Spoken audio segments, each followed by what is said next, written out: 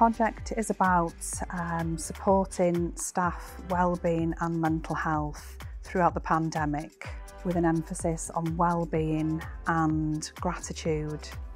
What I wanted to achieve with this project was to provide a safe space for staff to meet regularly, for them to feel that they had a safe place to attend once a week where the focus was on them and their well-being.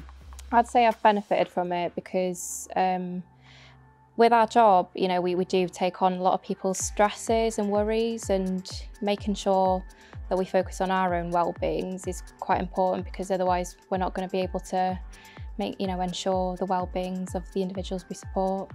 Having your well-being being as important, put on a par or being as important as the well-being of the people who you're working with, and giving yourself the time and the space to work on your own well-being has really benefited me. Since attending the Attitude to Gratitude sessions, I've lost 50 pounds in weight, so it's made a positive difference to my physical well-being as well as my mental well-being. I think that's because we've been encouraged to understand that it's important to prioritise our physical and mental needs as well as the work that we do.